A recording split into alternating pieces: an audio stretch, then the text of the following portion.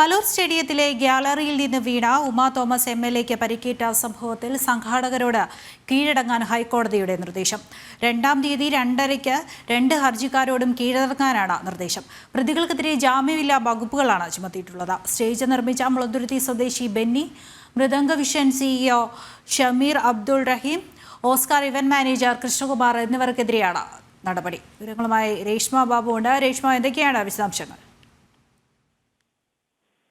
ദൃശ്യ, നിലവിൽ ഈ പറയുന്ന കലൂരിലെ സ്റ്റേഡിയത്തിലുണ്ടായ അപകടത്തിൽ മുൻകൂർ ജാമ്യം ആവശ്യപ്പെട്ടുകൊണ്ട് ഇവന്റ് മാനേജ്മെന്റ് കമ്പനിയുടെ ചുമതലക്കാരും അതോടൊപ്പം തന്നെ സംഘാടകരായിട്ടുള്ള മൃദംഗവിഷന്റെ മുഖ്യ ചുമതലക്കാരനായിട്ടുള്ള നികോഷ് കുമാറും ഹൈക്കോടതിയിൽ മുൻകൂർ ജാമ്യ ഹർജികൾ നൽകിയിരുന്നു. അതിൽ വിശദീകരണം തേടി 3-ാം തീയതിയിലേക്ക് മാറ്റിവെച്ച ഒരു സാഹചര്യത്തിലാണ് ഇന്ന് പോലീസ് ജാമ്യമില്ലാ വകുപ്പുകൾ കൂടി ചുമത്തിയ കാര്യം അഭിഭാഷകൻ ഹൈക്കോടതിയിൽ ഉച്ചയ്ക്ക് ശേഷം പ്രത്യേകം അറിയിക്കുന്നത്. ഇതിന്റെ അടിസ്ഥാനത്തിലാണ് ഹൈക്കോടതി നിലവിൽ കീഴടങ്ങാനായിട്ട് 2 ഹർജിക്കാർക്കും നിർദ്ദേശം നൽകിയിട്ടുള്ളത്. 2-ാം തീയതി ഉച്ചയ്ക്ക് 2:30-ക്ക് പാലാരിവട്ടം പോലീസ് മുൻപാകെ കീഴടങ്ങാനായിട്ടാണ് ജിനേഷിനും അതോടൊപ്പം തന്നെ നികോഷ് കുമാറിനും ഹൈക്കോടതി സിംഗിൾ ബെഞ്ച് നൽകിയിട്ടുള്ള നിർദ്ദേശം.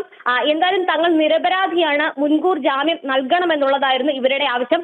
ആദ്യഘട്ടത്തിൽ പോലീസ് എടുത്തിട്ടുള്ള വകുപ്പുകൾ അല്ലെങ്കിൽ ചുമത്തിയ വകുപ്പുകൾ എന്ന് പറയുന്നത് ജാമ്യം ലഭിക്കാവുന്ന കുറ്റമായിരുന്നു. പക്ഷേ ഈ പറയുന്ന കഴിഞ്ഞ ദിവസം അറസ്റ്റ് ചെയ്തിട്ടുള്ള മുളന്തുരുത്തി സ്വദേശി, സ്റ്റേജ് നിർമ്മിച്ച ബെന്നി, അതോടൊപ്പം തന്നെ ഈവന്റ് മാനേജ്മെന്റ് കമ്പനിയായിട്ടുള്ള ഓസ്കറിന്റെ ഉടമയായിട്ടുള്ള കൃഷ്ണകുമാർ, ഇവർ തുടങ്ങിയവരെ അറസ്റ്റ് ചെയ്യുകയും അവർക്കെതിരെ കൂടുതൽ വകുപ്പുകൾ കൂടി ചുമത്തുകയും ചെയ്തിട്ടുണ്ട്. ഈ ഒരു സാഹചര്യം കൂടി അതിന്റെ ഭീഷണി സ്വരം അല്ലെങ്കിൽ ആ ജാമ്യമില്ലാ വകുപ്പുകൾ കൂടി ചുമത്തിയ സാഹചര്യം കൂടി പരിഗണിക്കണമെന്ന് രേഷ്മ ബാബുവാണ് വിവരങ്ങൾ നൽകിയത്. സ്റ്റേഡിയത്തിലെ അപകടത്തിൽ സംഘാടകരോട് നേരിട്ട് ഹാജരാവാനാണ് ഇപ്പോൾ ഹൈക്കോടതി നിർദ്ദേശം നൽകിയിരിക്കുന്നത്.